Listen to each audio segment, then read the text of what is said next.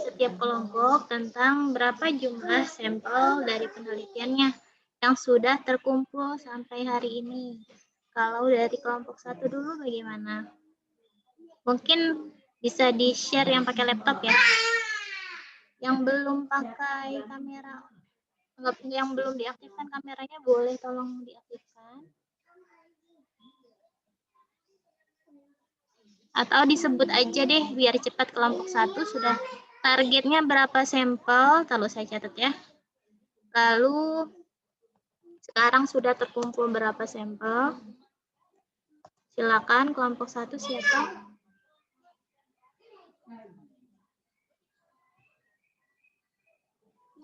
Devi sama Tiara, Bu. Iya, udah dapat berapa? Kita ada kendalanya ini, Bu. Responden kita di angkatan 2018 yang kelasnya tuh kurang terpenuhi. Masih Kenapa kurang. tuh? Kalau yang lainnya mah udah gitu. Kendala di situ sih, Bu. Dari agak susah, Bu, minta apa tuh nyebar kuesioner di 2018, Bu. Mereka nggak mau ngisi apa gimana? Berkali-kali gitu, Bu, nge-share tapi tetap sama aja gitu kalau di kelompok saya, Bu. Jadi kekurangannya di itu, Bu, di angkatan 2018-nya. Secara keseluruhan gimana? Total sampelnya berapa? 59. 59 kan kemarin saya bilang tambah 10% ya, Dev ya? Iya. Jadi berapa? Itu 59 udah dikali 2, Dev. Iya, Bu. Bentar deh, Bu. Bentar, Bu.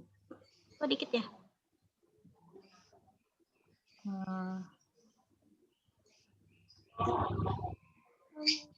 Sampel saya itu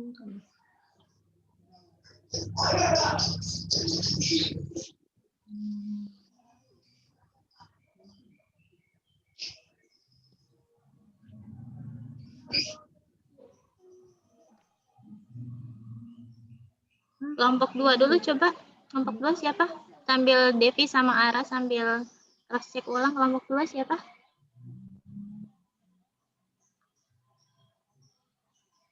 Nanda ya?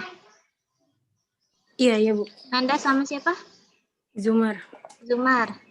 Kemarin targetnya berapa jumlah sampelnya? Zumar. Lupa ya. Berapa? Tunggu dulu, Bu. 160. Lagi cari sebentar, Miss. Okay. Tapi yang baru itu belum sampai 100, Miss, yang isi kuesioner. Sebentar, targetnya 160-an ya? Iya. Itu 34. Iya,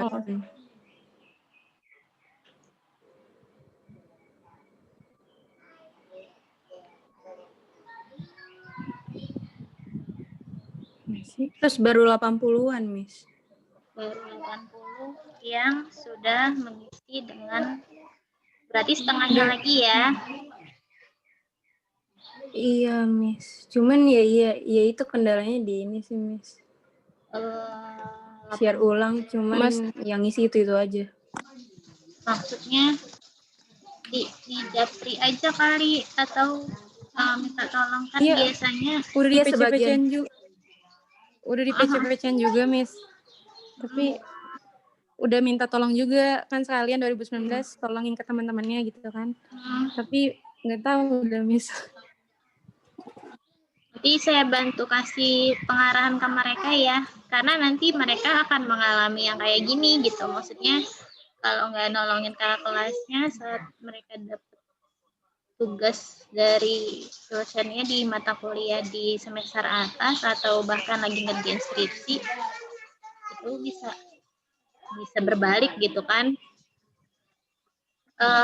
Oke. Nanti saya sambil sounding juga ke angkatan 2019 sama 2018 ya supaya mau bantu. Yang kelompok 3 gimana? Masih, Miss. Targetnya 81, Miss. Targetnya berapa? 81. 81, berapa yang sudah terisi? Yang udah terisi udah 60-an, Miss. 60-an, sedikit lagi ya. Kelompok 4. Targetnya berapa? Ya, Miss. Targetnya 112. 112 yang sudah terisi, yang sudah mengisi berapa? Udah ngisi ada 112, Miss. Pas. Oh, sudah lengkap ya? Iya, alhamdulillah. Oke, alhamdulillah. Sekarang kelompok 5. Ya, Miss. Ya, kelompok 5 targetnya berapa? Target 100. Sudah terkumpul sesuai target juga, Miss. Berapa targetnya? 100. 100 ya? Oke, 100. Sudah lengkap. Kelompok 6. Kelompok 6 targetnya 100, Miss. 100 juga. Terus sudah lengkap? Sudah terkumpul semua. Oke, kelompok 7.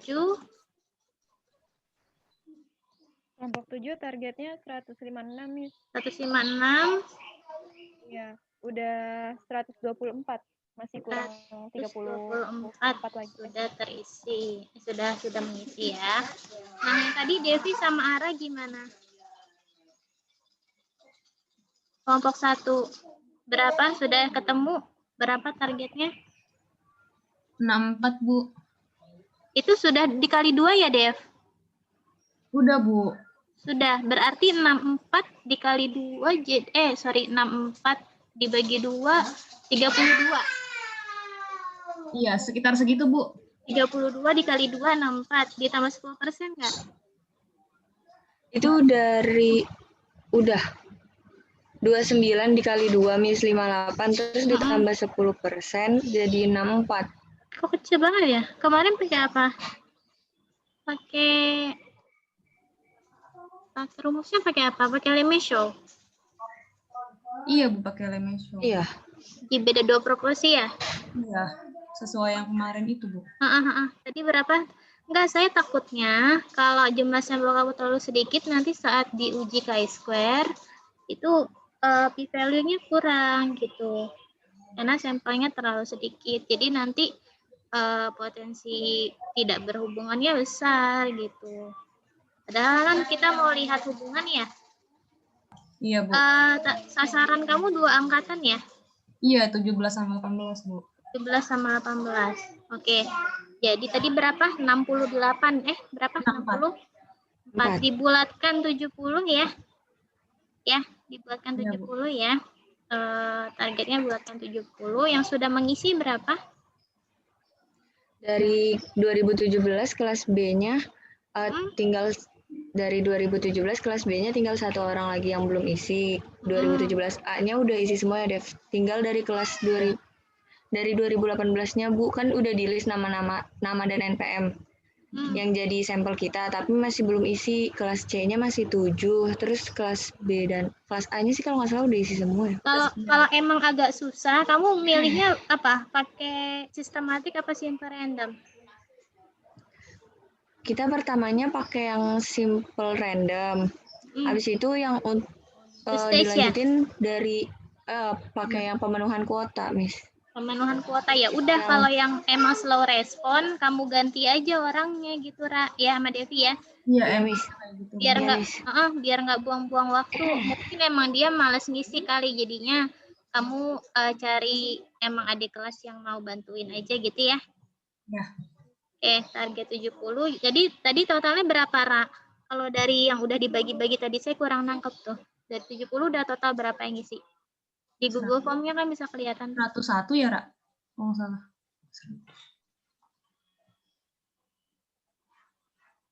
100 ya, Ra? Oh, 100? Baru 50-an, Miss. Baru 50-an. Berarti sedikit lagi ya. Tapi tadi saya minta tolong jumlah sampelnya dibulatkan aja jadi 70 ya. Jadi nggak terlalu sedikit juga jumlah sampelnya. Oke. Nah, sudah semua ya.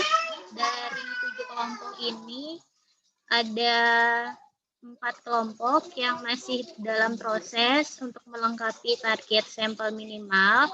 Lalu ada 3 kelompok yang sudah lengkap. Rencananya kan ini sebentar ya, anak saya.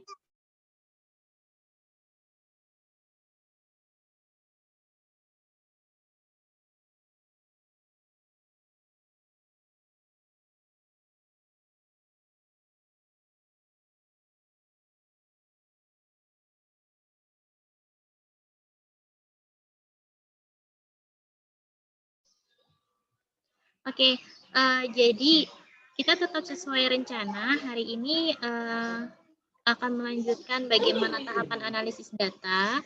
Yang 2 minggu lalu sudah sampai univariat belum ya? Saya kok agak lupa. Ada yang ingat nggak? Univariat, Miss. Univariat sudah masuk belum? Sudah masuk saya jelasin belum? Miss, yang sampai Normalitas, Miss. uji kenormalan data deh yang terakhir ya. Uji normalitas ya, sudah ya uji normalitas. Oke. Nah, berarti hari ini kita akan lanjut sampai analisis bivariannya. Nah, di awal saya akan jelaskan dulu konsepnya. Konsep kan di PDF-nya teman-teman sudah dapat. Maaf ya berisik.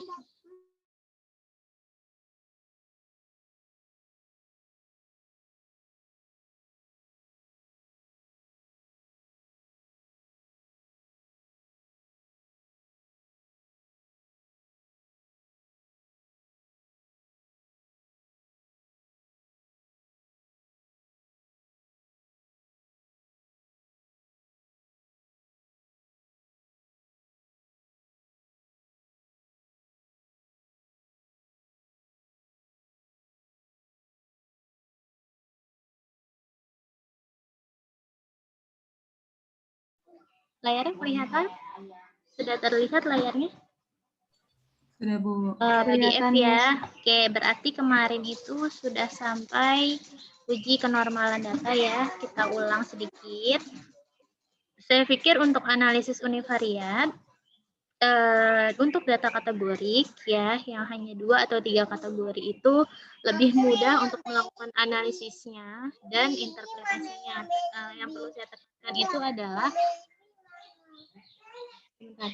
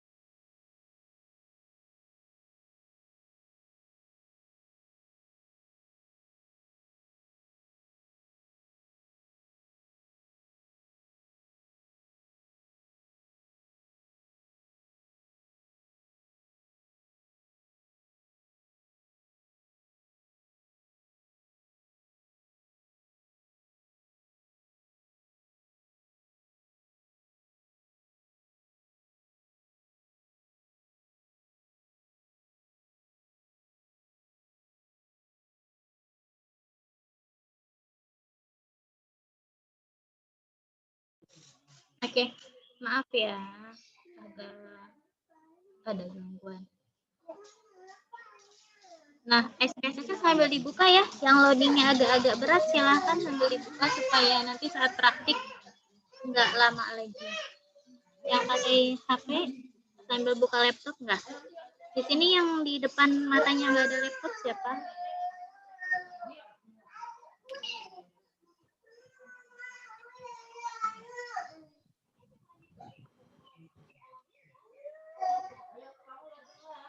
Ini Zoomar pakai HP, terus yang lain mana? Kameranya nggak aktif.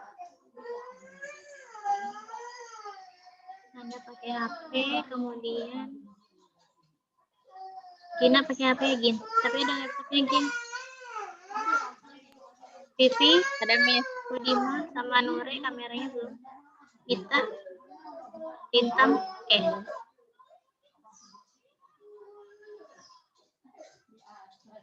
Nah, untuk analisis univariat yang perlu diingat adalah ketika kita menginterpretasikan data univariat yang dalam bentuk kategorik, maka yang perlu diinterpretasikan adalah data proporsi yang paling tinggi, ya, lalu yang terendah, gitu ya. Yang tertinggi dan yang terendah. Jadi tidak perlu kalau misalnya kita membahas tentang tingkat pendidikan, tidak perlu diinterpretasikan semua, tidak perlu disebutkan semua yang ada di dalam tabel. Jadi prinsip interpretasi yang harus teman-teman pahami adalah jangan mengulang data yang ada di tabel, tapi narasikan apa yang ada di tabel dengan bahasa yang lebih mudah gitu. Jadi gini, dengan membaca tabel, dengan membaca interpretasi orang sudah tahu apa isi tabelnya gitu, ya, tanpa harus diulang-ulang. Nah, kalau untuk data yang numerik, ada tahapan uji yang sudah kita lakukan beberapa minggu yang lalu ya. Salah satunya adalah uji kenormalan data. Nah, kemarin yang saya bilang ada kekeliruan di bagian Kolmogorov-Smirnov ya. Kalau misalnya ujinya signifikan, yang p-value-nya kurang dari 0,05, artinya distribusinya tidak normal. Jadi di sini ada yang keliru dari narasinya ya. Di sini ditambahkan, di sini distribusi normal. Sebentar.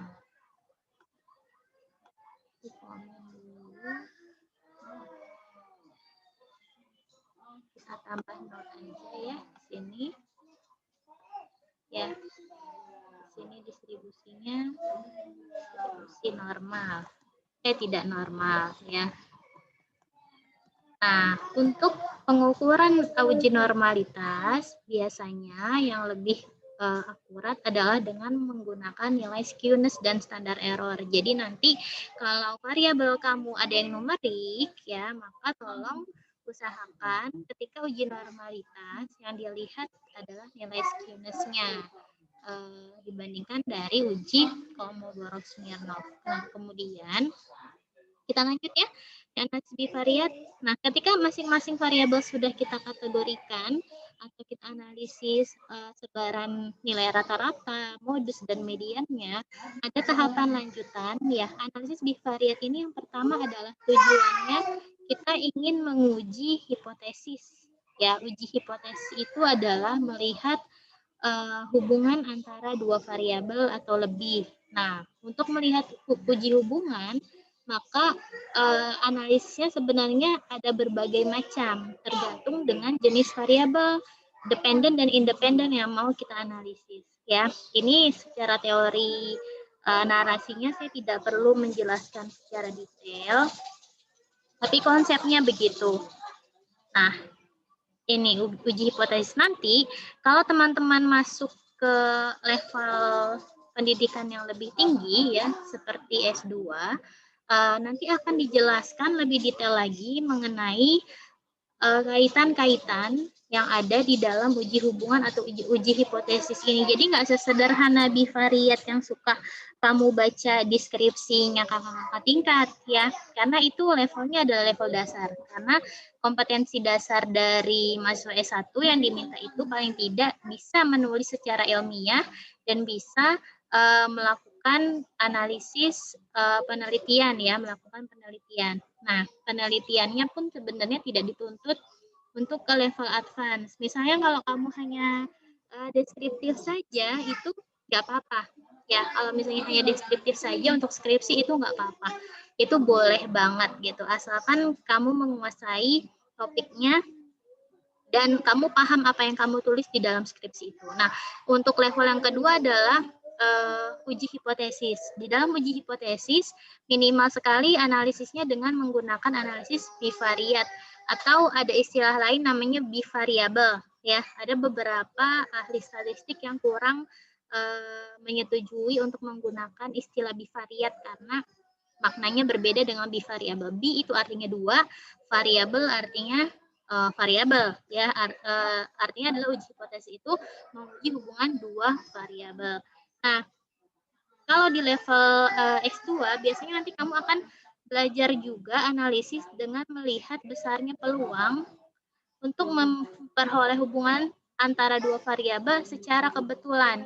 Jadi, oh ternyata hubungan yang kita dapat itu bukan karena hubungan yang memang secara statistik kuat dan berdasarkan teori, tapi oh ternyata cuman by chance atau kebetulan aja. Ya. Nah, ini semakin kecil peluang, semakin peluang by chance ya, kebetulan, semakin besar keyakinan bahwa hubungan tersebut memang ada. Jadi konsepnya nggak cuma lihat hubungan nanti kalau di levelnya S2, maka saya nggak akan ngejelasin karena ini sebenarnya akan jadi satu mata kuliah tersendiri kalau kamu ngambil epidemiologi di tingkat magister atau S2. Nah, sebentar. Nah, kalau hipotesis itu apa sih? Win, Oswin, menurut kamu hipotesis itu apa, Win?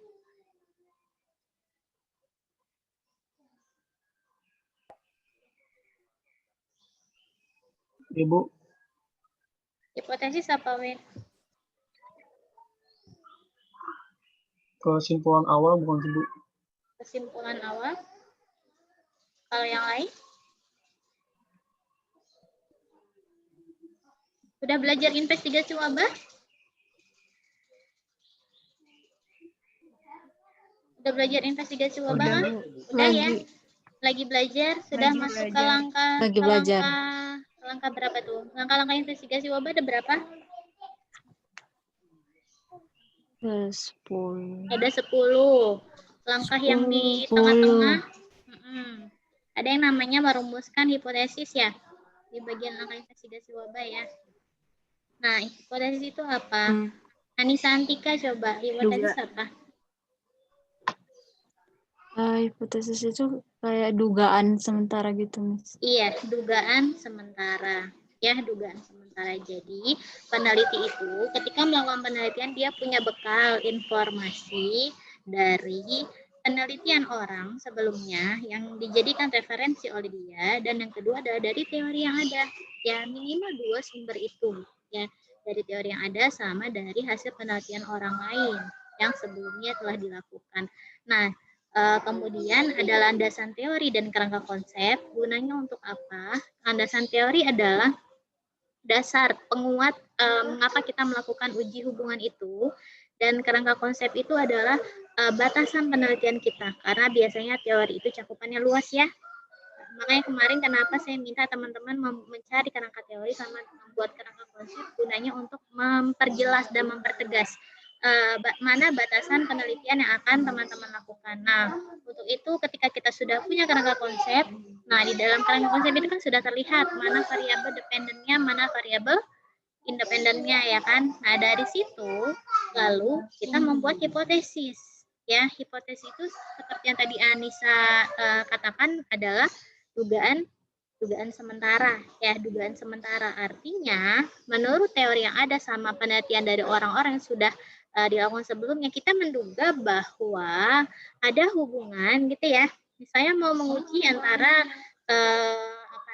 beban tugas perkuliahan dengan tingkat stres mahasiswa misalnya ya. Ada hubungan antara beban tugas perkuliahan dengan tingkat stres mahasiswa misalnya. Nah, itu disebutnya adalah hipotesis. Nah, hipotesis kalau kamu belajar dulu di biostat dasar itu ada 2, yaitu hipotesis 0, ada hipotesis alternatif. Hipotesis 0 artinya 0 itu tidak ada hubungan. Ya, nol artinya tidak ada hubungan. Kalau alternatif artinya hipotesis yang diduga oleh si peneliti. Ya, artinya kebalikannya ada hubungan, gitu ya. Nah, kemudian saya mau menjelaskan mengenai arah dan bentuknya hipotesis.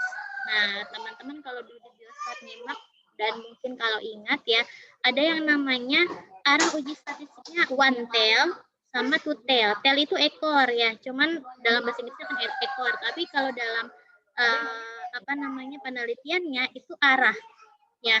One tail itu satu arah, two tail itu dua arah. Nah, kalau one tail di sini biasanya mengatakan atau menyatakan adanya perbedaan dan pernyataan yang mengatakan hal satu lebih tinggi atau lebih rendah dari hal lain. Misalnya, berat badan bayi dari ibu yang merokok lebih kecil dibanding berat badan bayi dari ibu yang tidak merokok. Nah, artinya kalau kita membuat hipotesis seperti ini, hipotesis A-nya seperti ini, berat bayi ibu yang merokok dari ibu yang merokok lebih kecil dibandingkan berat bayi dari ibu yang tidak merokok. Jadi, kalau misalnya ternyata berat bayi ibu yang merokok dari berat badan bayi dari ibu yang merokok itu lebih besar dibandingkan dari bayi yang ibunya tidak merokok, artinya hipotesis alfa kita ditolak.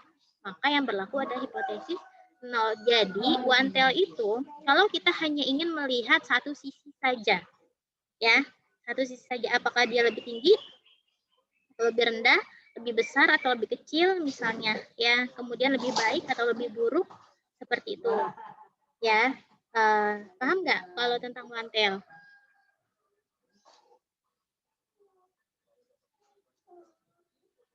Nah, kalau yang two tail, ya, kalau yang two tail adalah hipotesis alternatif yang hanya menyatakan perbedaan tanpa melihat apakah hal satu lebih tinggi atau lebih rendah dari hal lain. Nah, kalau yang two tail ini, kita mau lihat perbedaan aja, entah dia lebih tinggi, entah dia lebih rendah, pokoknya berbeda, gitu. Intinya, bayi yang lahir dari ibu yang merokok, berat badannya berbeda dibandingkan bayi yang dari ibu tidak merokok. Ya, divisi 8 toilet ya. Nah, itu artinya penelitian kita adalah two tail. Nah, dari one tail atau two tail ini ditentukan dari hipotesis kita, teman-teman. Ya, ketika sudah membuat hipotesis, maka hati-hati ketika membuat narasi atau kata-kata dalam hipotesis. Karena menentukan arah penelitian. Nah, nyambungnya lagi kemana? Ya, one tail two tail ini berkaitan sama rumus sampel. Ya, berkaitan sama rumus sampel. Yang one tail, rumus sampelnya berbeda. Yang two tail pun berbeda. Jadi ini harus jelas. Yang mau kita lihat dalam penelitian kita, apakah hanya ingin melihat adanya perbedaan, jadi baik yang dia lebih tinggi maupun yang lebih rendah, itu semuanya masuk dalam penelitian kita, atau kita cuma mau melihat satu sisi saja. Gitu. Ya, maka rumusnya berbeda. Nah, biasanya kalau yang one tail itu jumlah sampel yang dibutuhkan cenderung lebih sedikit. Dan kalau yang two tail, jumlah sampelnya cenderung lebih banyak. Begitu, teman-teman ya. Jadi misalnya gini, untuk yang two tail, di sini misalnya kita ingin melihat hubungan antara jenis kelamin dengan tekanan darah. Nah, kalau H0-nya ya tidak ada perbedaan mean. Nah, ini kalau ngomongin mean, perbedaan mean artinya variabel dependennya, pertanyaan saya. Variabel dependennya numerik atau kategori? Vivi, coba Vi. Iya, Bu. Kalau di dalam hipotesisnya si peneliti mencantumkan tidak ada perbedaan mean tekanan darah antara laki-laki dan perempuan. Itu artinya variabel dependennya numerik atau kategorik? Kategorik, Bu. Yakin? Tidak ada perbedaan. Ulan, coba Ulan. Tapi kalau bahasanya berarti Ulan ada? Ya, Miss. Menurut Ada, kamu Miss. bagaimana? Kalau ada hipotesis seperti ini, kita bisa memprediksi tidak bagaimana jenis dari variabel dependennya, jenis variabelnya? Apakah dia numerik atau kategorik? Kategorik. Kategori. Yes. Oke. Mita? Ya, Miss. Iya, menurut kamu Numerik, Miss. kenapa numerik? Soalnya kalau kategori ini kan, Miss, maksudnya udah kan kalau kategori kan iya. Nggak tahu, Miss. Bingung. Hari ini nggak ada ujian kan ya? Nggak ada ya? Terakhir kemarin ya, sesuai jadwal ya. Terakhir tadi malam ya. Oke. Ini teman-teman, ini kan dasar sekali ya. Saya harap yang peminatan EPIT menguasai gitu, menguasai. Kalau data ada kata-kata, ada nilai min-nya. Min itu apa sih? Gina? Min apa, Gin? Rata-rata. Nilai rata-rata. Artinya data apa yang punya nilai rata-rata? Numerik. Numerik, betul, data numerik. Artinya tekanan darah yang diukur di dalam penelitian ini, kalau hipotesisnya bentuknya seperti ini, maka tekanan darahnya berupa numerik atau kategorik? Numerik. Numerik, ya, numerik. Kalau kategorik, itu biasanya ada kata-kata proporsi. Ya, ada kata-kata proporsi. Ada atau tidak ada perbedaan proporsi tekanan darah antara laki-laki dan perempuan misalnya, atau tidak ada perbedaan tekanan darah antara laki-laki dan perempuan. Itu kalau kata-katanya seperti itu tuh masih bersifat umum ya. Jadi nanti saat kamu membuat skripsi, tolong hati-hati dalam membuat hipotesis ya.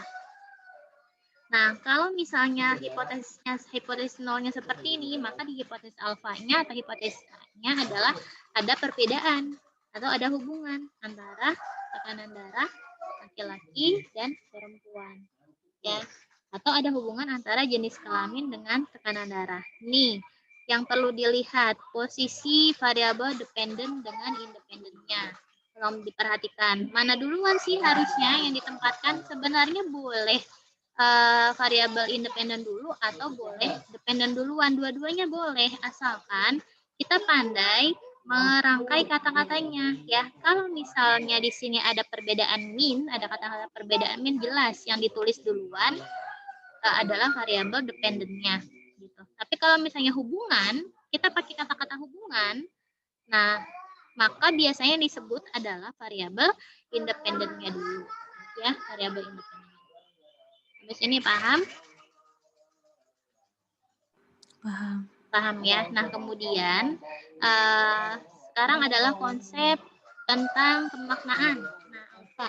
Jadi teman-teman, nilai alfa itu bukanlah nilai mutlak dan nilai dewa ya. Jadi kalau misalnya ahli epidemiologi itu tidak begitu memperhatikan alfa karena kekuatan hubungan itu adanya di nilai odds ratio ataupun risiko relatif ya, risiko relatif, risk ratio atau prevalence ratio ya, prevalence ratio. Jadi disitulah kekuatan hubungan dalam suatu penelitian, bukan dilihat dari alfanya.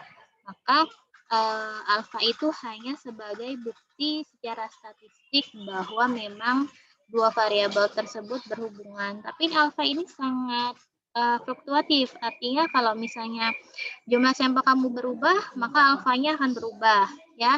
Kalau jumlah variabelnya analisisnya bivariat dengan analisisnya multivariat, maka alfanya pun akan berubah. Nah, apa itu alfa? Alfa adalah tingkat kemaknaan ya, tingkat kemaknaan yang biasanya di sini alfa yang kita pakai adalah 5%, ya enggak? 0,05. Nah, saya mau tanya nih, menurut yang kamu pahami, siapa ya? Zumar ada nggak, Zumar? Hadir, Miss. Iya, Zumar. Menurut yang kamu pahami, alfa itu apa, Zumar? Nilai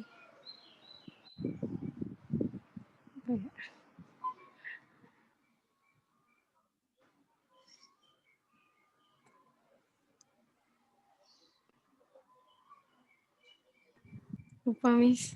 Lupa. Madem. Kalau siapa nih? Iya. Lintang ada. Lintang. Iya, ada, Miss. Ya, lintang.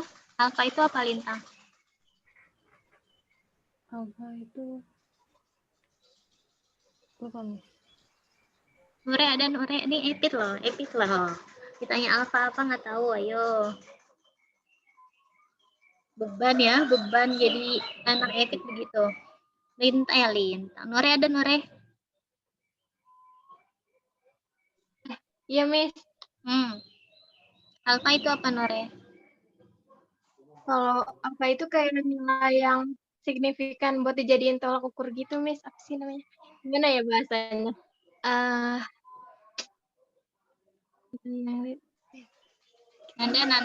Nanda. Yang mana Nanda? Alfa itu apa Nanda? Lupa, Miss. Pak. Perlu saya jelaskan atau ada yang mau coba jawab? Perlu ya. Jadi konsepnya gini teman-teman. Ini berhubungan di survei cepat juga ada. Artinya gini, dalam penelitian survei cepat itu kan masuknya bagian dari penelitian ya. Cuma tekniknya aja yang sedikit berbeda supaya dilakukan dengan cepat gitu. Nah, prinsip dasar dari suatu penelitian ya, saat kita mau melakukan studi melihat bagaimana kondisi kesehatan di suatu populasi, itu kan kita nggak mungkin melakukan survei sensus, ya kan? Masih ingat sensus? Apa itu sensus?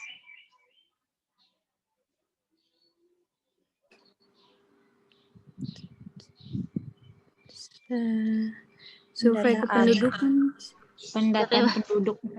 Iya, pendudukan yang 10 tahun. Pendataan penduduknya. Keseluruhan penduduk. Istilah ada di survei cepat. Apa itu sensus?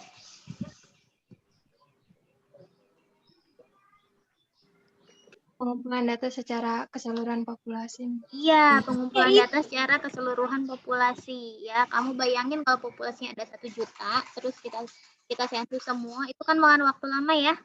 Memang hasilnya akan menggambarkan 100%. Nih, saya ngomongin angka, hasilnya akan menggambarkan 100% kondisi sebenarnya di penduduk tersebut karena semuanya kita tanya.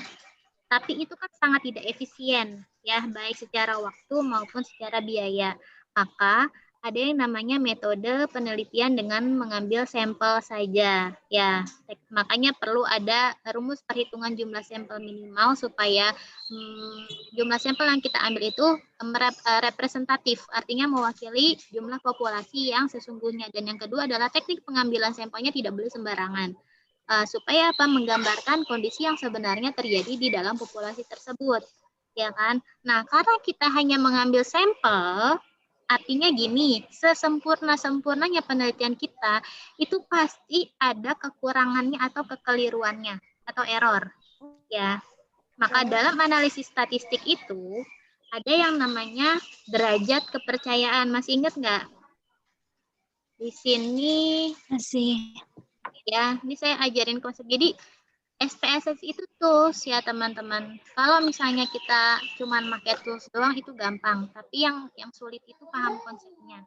Ya, ada yang namanya confidence interval, ya nggak? Confidence interval. Apa sih? Derajat. Kelihatan di sini? Layar saya? Kelihatan? Kelihatan, Bu. Oke. Derajat kepercayaan. Nggak apa-apa, nggak usah di-mute, nggak apa-apa. Kalian nggak berisik kan? Derajat, jadi supaya nggak lag komunikasinya, nggak ada jeda. Nggak apa-apa, nggak usah di-mute. Nah, derajat kepercayaan biasanya berapa sih? 95%. 95%. Ya.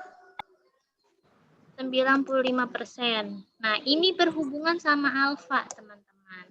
Kalau derajat kepercayaan 95%, maknanya apa? Nih, saya langsung jelasin aja ya. Tapi tolong dipahami, nanti minggu depan saya tanya lagi.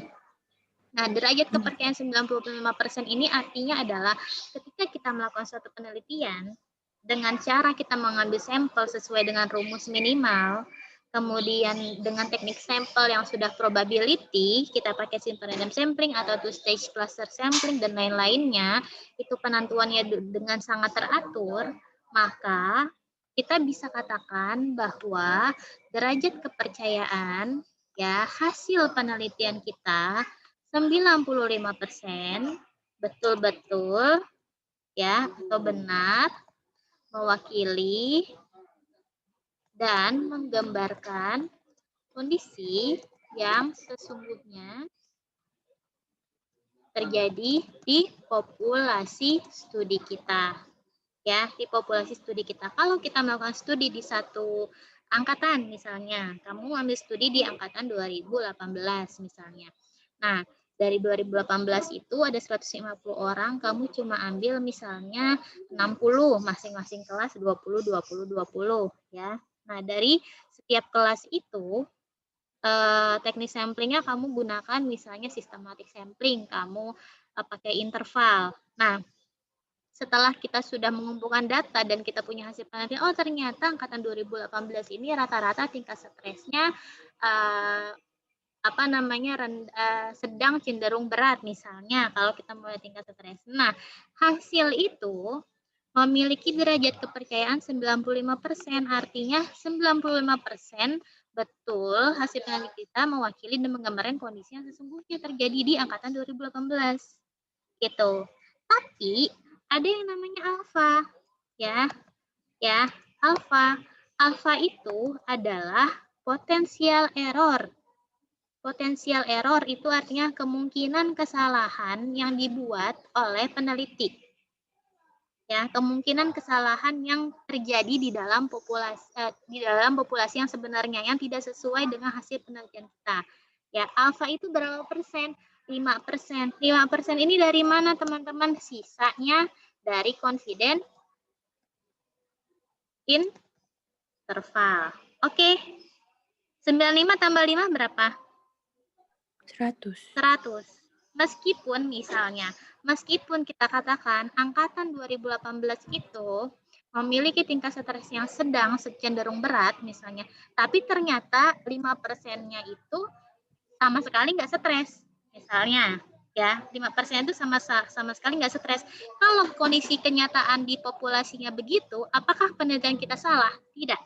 Karena kita sudah mengasumsikan dan mempersiapkan bahwa tetap ada kemungkinan kecil terjadinya ketidaksamaan atau error yang muncul dari hasil penelitian kita ketika kita bandingkan dengan kondisi yang sesungguhnya di populasi ya, sisa confident interval. Jadi 100 dikurang 95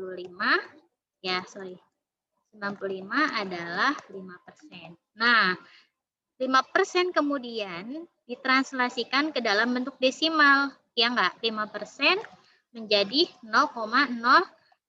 Nah, 0,05 itu dari sini. Ya, 0,05 itu dari sini konsep dasarnya. Jadi saya pengen teman-teman epidemiologi ini paham betul mengenai konsep dasar mengapa kita pakai confidence interval 95%, apa artinya, apa itu alfa, kenapa harus 5% gitu loh.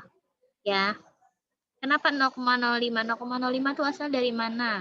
Oh, dari 5%. 5% itu asal dari mana? Maksudnya apa sih? Jadi begitu teman-teman. Semua penelitian itu tidak ada yang sempurna. Selama kita mengambil sampel, maka pasti hasil dari penelitian itu tidak 100% betul-betul menggambarkan kondisi yang sebenarnya dalam populasi. Maka ada 5% errornya. Jadi kalau misalnya confidence intervalnya semakin rendah, misalnya 90%, berarti kalau confidence interval 90%, alfanya jadi berapa?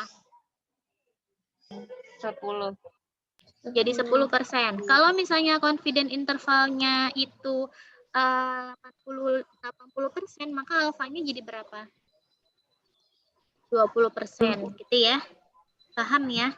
Jadi confidence interval sama alfa ini berkaitan. Itu teman-teman, itu konsep dasar.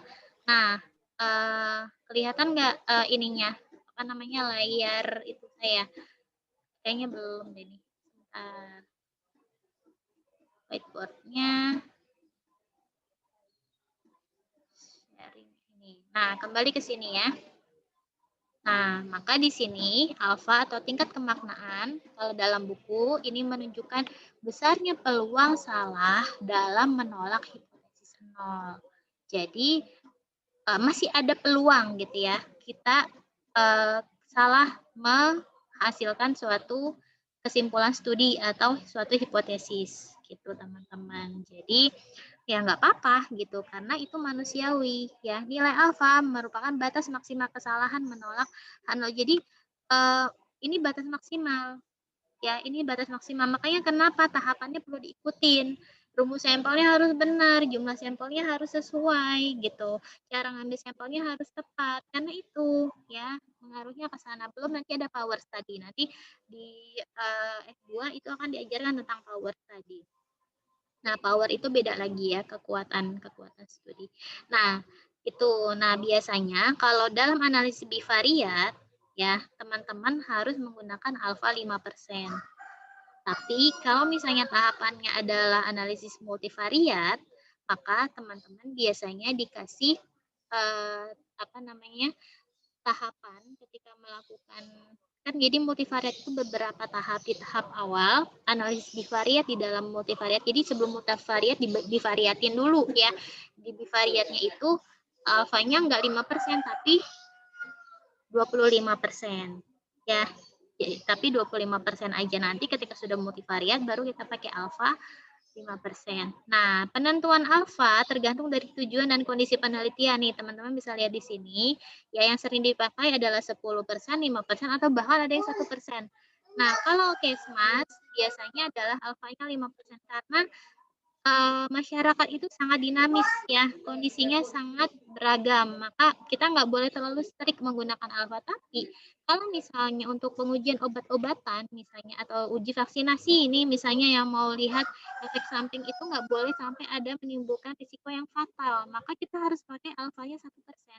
Karena ini berhubungan sama nyawa manusia misalnya. Itu alfanya harus semakin kecil kalau studinya seperti itu. Karena apa? Kita harus meminimalisir risiko yang ada, gitu ya teman-teman ya. Jadi sangat bergantung pada tujuan dan ranah penelitian kita, begitu. Sampai sini paham? Kayaknya nih kita belum bisa masuk ke SPSS karena saya jelasin konsep dasar dulu, ya.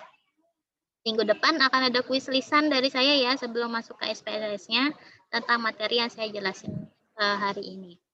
Nah, kemudian selanjutnya adalah ketika kita sudah menentukan alfa dari penelitian kita untuk uji hipotesis, maka selanjutnya adalah pemilihan jenis uji parametrik dan non-parametrik. Nah, apakah penelitian kita ini cocoknya menggunakan analisisnya uji parametrik atau non-parametrik? Nah, teman-teman ada yang paham apa perbedaan antara parametrik dan non-parametrik? Kayaknya ini dulu di analisis data udah dijelasin. Manajemen data, sorry. Mandat. Belum mandat sama Bu Arum bukan? Iya, Bu, sama Bu Arum. Jadi masih ingat nggak? Ini untuk tergantung datanya normal atau tidak, bukan ya, Bu? Ya, tergantung datanya normal atau tidak ya. Begini, teman-teman. Nah, saat kita melakukan ini untuk yang numerik ya. Ini untuk yang numerik ya. Kemudian nah, pengujian hipotesis sangat berhubungan dengan distribusi data populasi yang akan diuji. Nah, kalau misalnya datanya normal, maka pendekatannya adalah uji statistik yang parametrik. Kalau datanya tidak normal, maka pakainya yang non-parametrik. Nah, kalau misalnya datanya numerik, ya, dan mendekati normal, pakainya parametrik tadi yang sudah dikatakan. Tapi kalau datanya kategorik, kualitatif itu bukan berarti jenis penelitian kualitatif, bukan, tapi data kategorik itu ada yang menyebutnya dengan istilah kualitatif juga. Maka distribusinya tidak normal menggunakan analisis yang non parametrik, begitu teman-teman. Nah, kemudian penelitian ini penentuan ujinya juga ditentukan oleh jumlah sampel. Kalau jumlahnya kecil, maka nggak boleh pakai parametrik, tapi harus pakai uji yang non parametrik.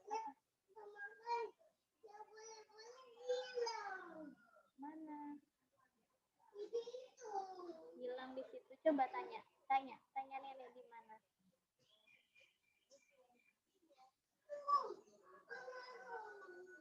Semangka.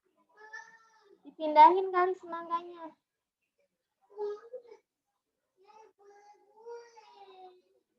Tanya nenek.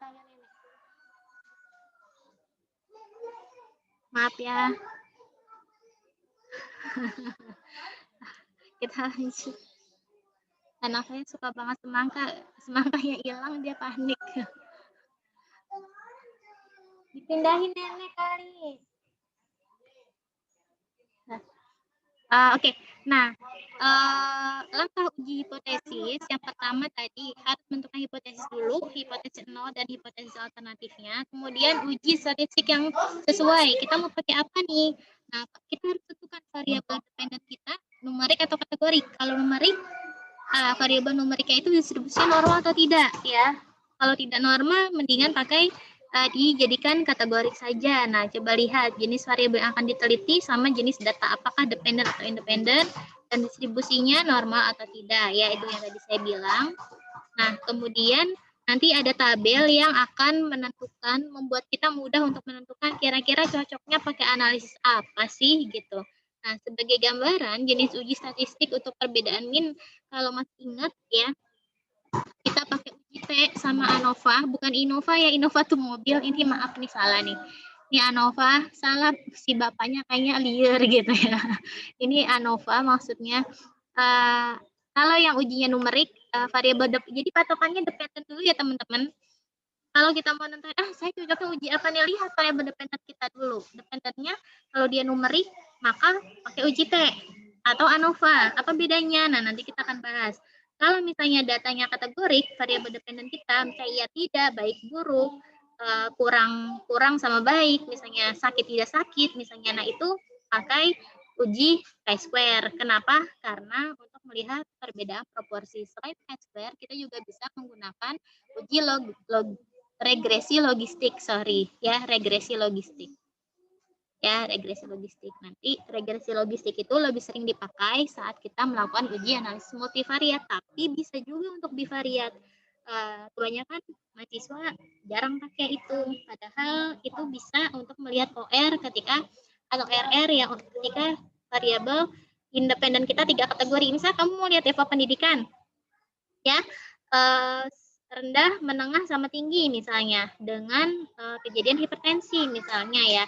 Nah, kalau pakai chi-square itu OR-nya nggak akan keluar kalau 3 kategori. Karena apa? Tabelnya bukan lagi 2x2, tapi jadi 2x3.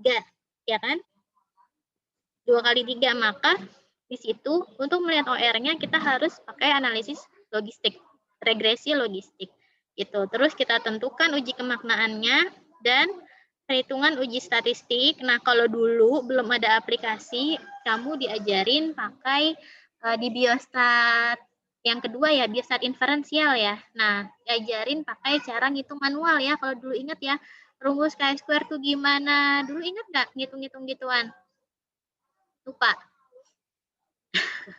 Nah, sekarang untungnya adalah kita bisa pakai analisis aplikasi gitu. Jadi biar aplikasi yang ngitung, aplikasi itu alat, maka kita harus lebih pintar dari si aplikasinya ya. Jangan mau dibikin bingung sama si aplikasi. Nah, kemudian keputusan uji statistik, apakah ditolak ataukah diterima, itu kunci dari hasil penelitian. Apa yang nyelip, nak? Mau makan apa sih nyelip? Makan jagung.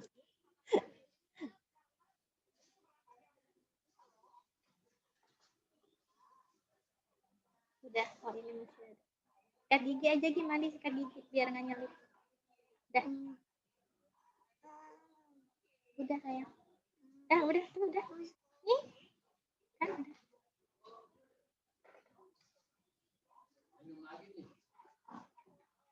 Nah, teman-teman coba dilihat, kalau saat kita sudah melakukan uji hipotesis, lihat alfa nih, alfanya di atas 0,05, ya, maka ini salah lagi nih ya. Ini kebalik nih ya, nilai P ya. Ya, yang benar apa nih? Kalau H0-nya ditolak, maka alfanya harusnya apa?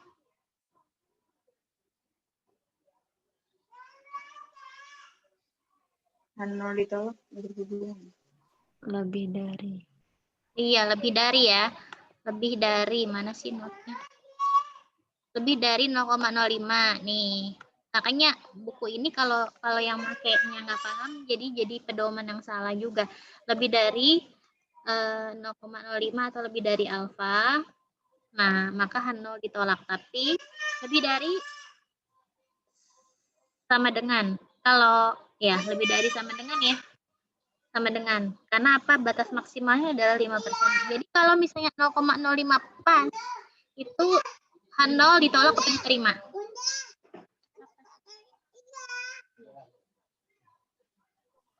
Terima. H0.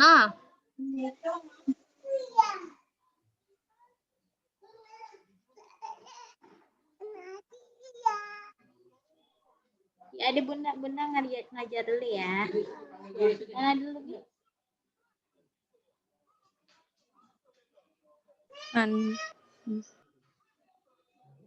Nih.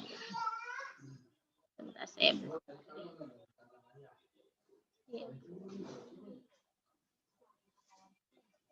Nah, kalau alfa siapa tuh yang ngechat? Oh, kita tanya. Kalau nih, kalau alfa H0 ditolak itu, oh iya nih benar-benar. H0 ditolak ya. H0 ditolak itu artinya apa?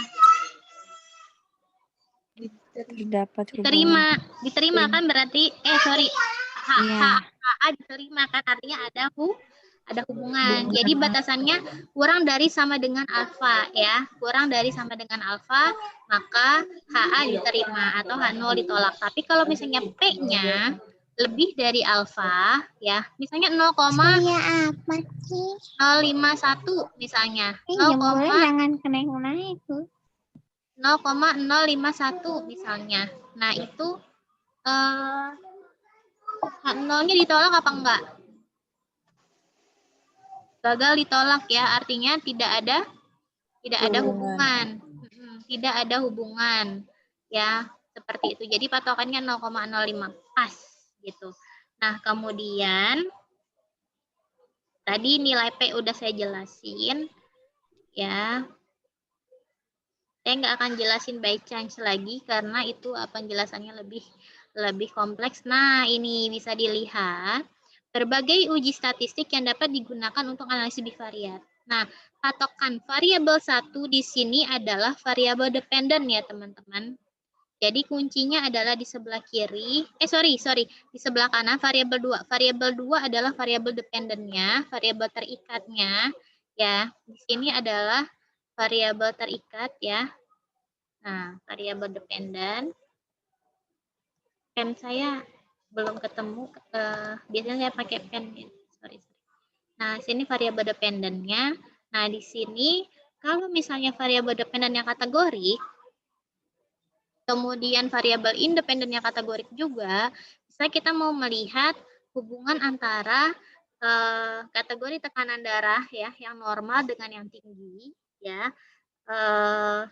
Bagaimana hubungannya dengan faktor usia misalnya ya, usianya muda, dewasa atau lansia. Kita mau bandingkan antara yang dewasa sama lansia dengan kategori tekanan darah. Maka kalau dua-duanya kategorik, uji yang bisa dipakai adalah uji chi-square atau bisa juga pakai Fisher exact. Fisher exact itu kalau jumlah sampelnya terlalu sedikit ya. Chi-square yang ada di dalam SPSS itu sudah sekalian memunculkan nilai Fisher exactnya. Jadi kita nggak usah kerja 2 kali lagi gitu. Nah, kalau misalnya kan kamera saya hilang-hilangan ya. Bentar. Nah, kalau misalnya variabel dependent kita adalah numerik, tekanan darahnya kita tidak kategorikan menjadi rendah ataupun tinggi, tapi tetap saja kita datanya adalah misalnya 110/80, kemudian 140/100, 160/120 misalnya. Angka-angka itu kita jadikan natural, biar saja seperti itu, maka nanti akan muncul nilai rata-rata tekanan darah, ya kan? Maka analisis yang akan kita pakai itu adalah bisa menggunakan uji T. Tergantung nanti uji T-nya dependent ataupun independent. Atau kalau misalnya variabel kategorinya, nih ya, variabel kategorinya ini variabel independennya itu kategorinya lebih dari 2, maka pakainya ANOVA. Jadi apa perbedaan uji T sama ANOVA? Teman-teman harus tahu. Kalau uji T, ya saya pelan-pelan nih. Kalau uji T, variabel independennya hanya 2 kategori. Ya, kalau uji ANOVA, variabel independennya lebih dari 2 kategori. Bisa 3, bisa 4, bisa 5. Nah, itu harus pakai ANOVA. Paham nggak? Independennya kategorik, ya. Hanya dari jumlah kategorinya yang membedakan apakah kita pakai uji T atau uji ANOVA. Kalau misalnya kedua uji ini dependennya sama-sama numerik ya. Ini kita lagi ngomongin yang dependennya sama-sama numerik. Ya, kalau dependennya numerik, independennya kategoriknya 2, maka pakainya uji T. Tapi kalau kategorinya lebih dari 2, maka pakainya uji ANOVA. Gitu ya. Kalau tadi chi-square, kategori-kategori, ini variabel independennya kategorinya hanya bisa 2 ya teman-teman. Jadi kamu nggak bisa kalau misalnya analisis bivariat, kemudian kamu mau membandingkan tekanan darah misalnya hipotensi, normal, sama hipertensi. Misalnya, kamu kategori tekanan darahnya begitu, terus kamu mau lihat faktor usia menjadi pengaruh atau punya hubungan terhadap tekanan darah. Nah, karena tekanan darahnya sebagai variabel dependen, kemudian dia ada 3 kategori, kita nggak bisa pakai uji chi-square. Oke? Ya. Nanti ada jenis analisis lain yang dipelajarinya di S2. Saya dulu dapatnya di S2 semester 3 kalau nggak salah. Itu namanya ada polytomous regression. Ya, polytomous regression. Polytomous logistic regression gitu. Itu ada lagi jenis analisis yang berbeda. Nah, kemudian yang terakhir nih bisa dilihat di sini ada kalau dua-duanya numerik. Variabel dependennya atau variabel terikatnya adalah numerik, variabel independennya atau variabel bebasnya juga sama-sama numerik. Misalnya mau melihat hubungan antara berat badan bayi dengan usia ibu, ya, berat badan bayi lahirnya, ya. Nah, berat badannya dalam satuan gram, kita nggak rubah-rubah apakah dia BBLR atau tidak. Satuan gram aja, kita mau lihat ada perbedaan nggak rata-rata. Jadi yang dilihat perbedaan rata-rata ya, apa ada perbedaan rata-rata nggak antara berat badan bayi yang dilahirkan oleh ibu yang punya berat badan misalnya 50 dengan yang punya berat badan 100 gitu. Ya. Jadi kan sebenarnya kita mau lihat itu ibu yang overweight sama yang enggak kan sebenarnya, tapi yang kita analisis kita nggak kategoriin berat badan ibunya. Saya jadi ngomong berat badan nggak apa-apa ya. Berat badan ibunya sama berat badan bayinya kita nggak kategoriin. Kita jadikan numerik real ya sesuai angkanya. Maka analisis apa yang bisa kita pakai yaitu adalah uji korelasi. Ya, uji korelasi bisa. Dan yang kedua, bisa pakai regresi. Regresi ini adalah regresi linear. Jadi teman-teman, regresi itu ada 2 macam. Ya, saya akan share di whiteboard di sini yang baru aja. Sini ya. Nah, regresi itu ada 2. Yang pertama adalah regresi logistik. Ya, regresi logistik adalah untuk menguji variabel dependen yang kategorik ya dengan variabel independen kategorik ataupun numerik bisa.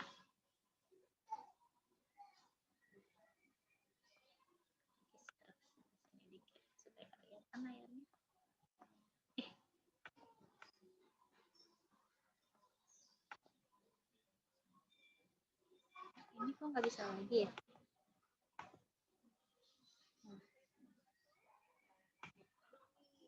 Nah, kalau misalnya yang kedua, regresi linear,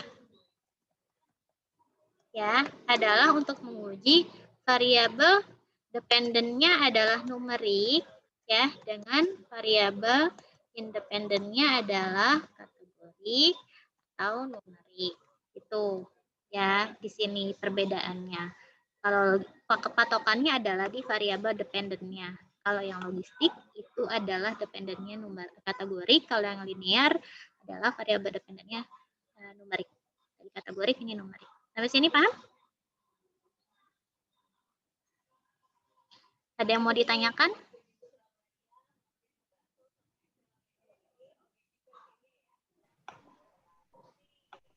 Ada, Miss.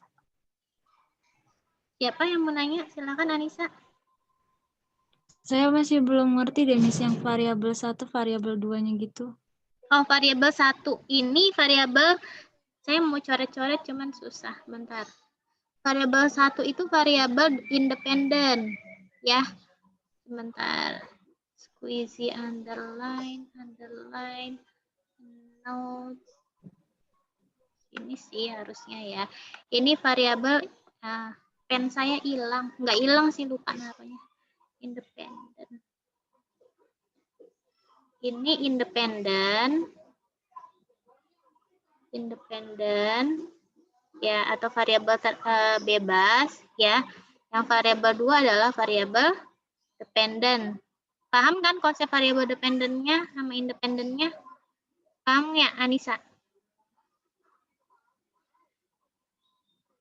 Kalau misalnya hubungan antara beban tugas dengan tingkat stres, yang dependen yang mana, Anissa? Hubungan apa, Miss, tadi? Beban tugas dengan tingkat stres. Tingkat stres, dependen. Dependen tingkat stres kan? Iya. Itu. Berarti kalau ngomongin tingkat stres, kalau kamu dengar kata-kata tingkat stres, kira-kira jenis variabelnya apa? Kategorik apa numerik? Kategorik. Kategorik. Good. Kalau misalnya hubungan antara pola makan dengan berat badan, yang variabel independennya apa? Pola makan. Pola makan. Berat badannya variabel? Numerik. Berat badan. Iya, numerik ya. Dependen numerik. Gitu. Bisa ngebedain sekarang? Oh, kalau misalkan gini, Miss. Kalau IMT sama dismanner, itu jadinya? Yang jadi dependen apanya? Dismanner. Dismannernya kamu kategorikan menjadi apa? Iya tidak. Ya tidak. Ya tidak ya. Ya tidak. Terus IMT-nya kamu mau jadi kategorikan menjadi normal sama overweight dan lain-lain atau IMT murni? Yang kalau misalkan kurus normal sama overweight gitu gimana? Nah, itu kategori kan? Iya. Nah, kalau kategorik sama kategorik pakainya apa? Oh, chi-square. Chi-square, Iya. gitu. Oh iya, Miss. Iya.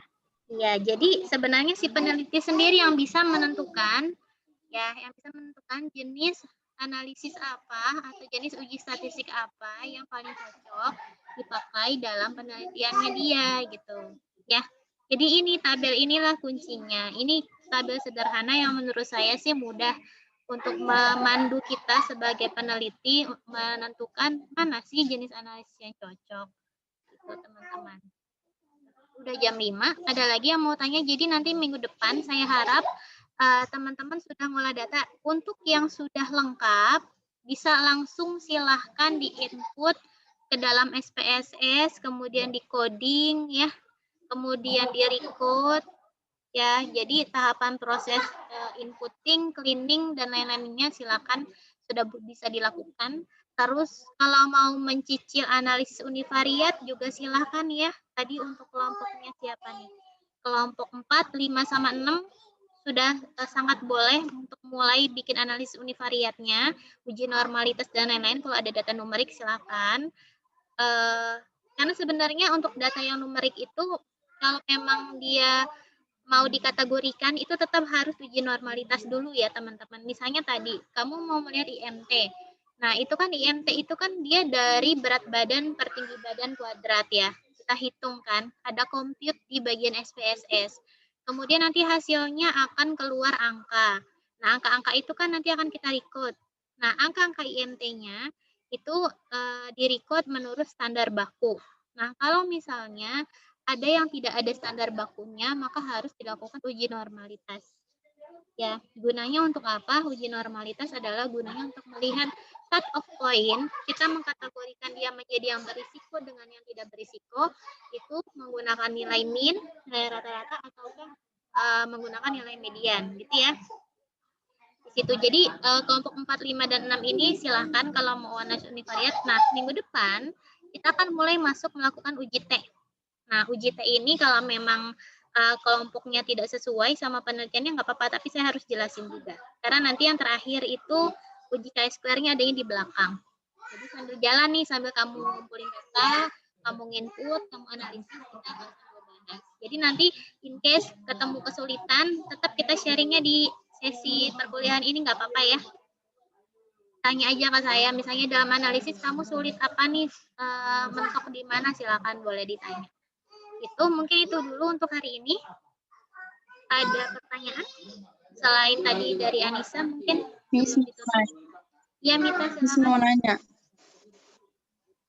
Misalkan Miss, pertanyaan itu ada yang jawabannya lebih dari satu.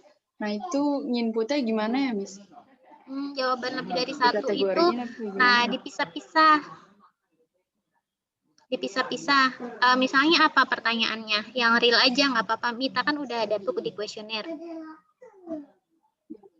Misalnya itu Miss kan yang kata media yang buat belajar daring, itu kan saya pilihannya bisa milih lebih dari satu. Kayak misalkan bisa milih HP sama laptop gitu ya? Bisa kayak gitu. Nah, WhatsApp, Zoom gitu ya? WA atau misalkan video conference, iya kayak gitu. Ya, WA, Zoom, e-learning. Nah, jadi kamu inputnya dibikin 2 variabel yang berbeda. Ya, yang jawab WhatsApp berapa persen, yang jawab Zoom berapa persen, yang jawab e-learning berapa persen gitu, Mita.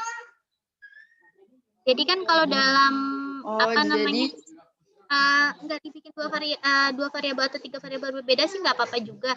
Tapi kan nanti jawabannya akan banyak ya. Satu orang bisa milih lebih dari satu kan. Tampilan di Excel-nya gimana? Udah dilihat belum? Tampilan di Excel-nya gimana? Udah dilihat belum? Dia misa-misa nggak? Udah mistake. Jadi row yang misa-misa koma-koma gitu. Oke, koma-koma, maka itu PR-nya peneliti harus misa-misahin. Ya. Jadi nanti berarti misalnya gini nih, saya share Excel ya, supaya kebayang sama kamu ya. Kayak kelompoknya siapa yang kemarin nanya sama saya, Nure sama Pipi kalau nggak salah. Iya, bener nggak sih? Yang uji normalitasnya nggak normal semua, siapa itu? Atau ada beberapa yang nggak normal. Nah ini, nggak apa-apa kok, kita belajar ya. Jadi tidak menuntut kesempurnaan. Misalnya gini, media pembelajaran gitu ya. Nah, media pembelajaran kelihatan nggak layarnya? Nah, ini kan ada WhatsApp, koma gitu kan, Zoom, misalnya e-learning.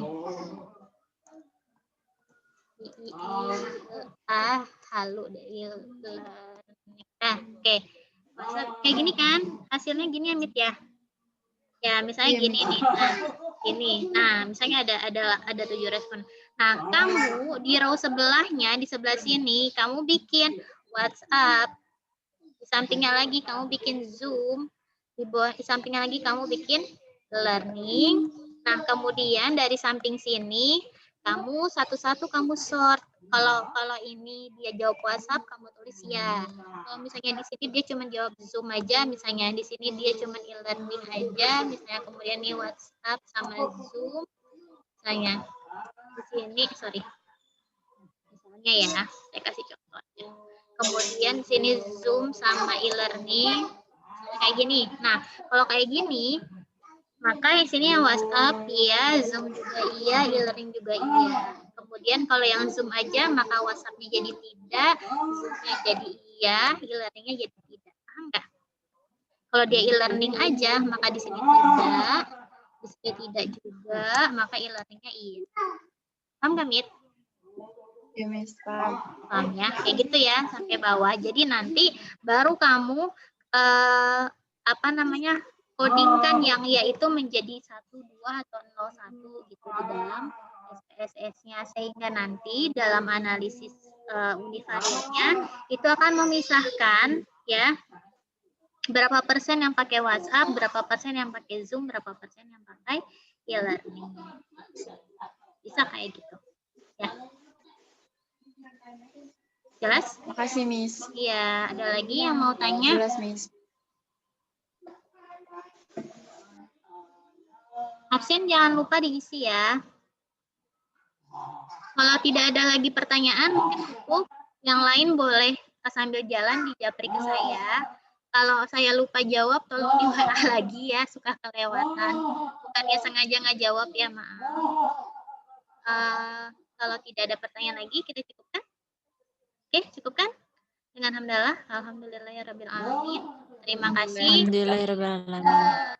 Semoga ilmu hari ini bermanfaat. Jangan lupa minggu depan saya ada kuis lisan ya tentang konsep yang tadi ya, tentang analisis, uji hipotesis dan lain-lainnya. Dibaca-baca lagi. Assalamualaikum warahmatullahi wabarakatuh. Waalaikumsalam warahmatullahi wabarakatuh. Saya end meeting ya. Ya, terima kasih.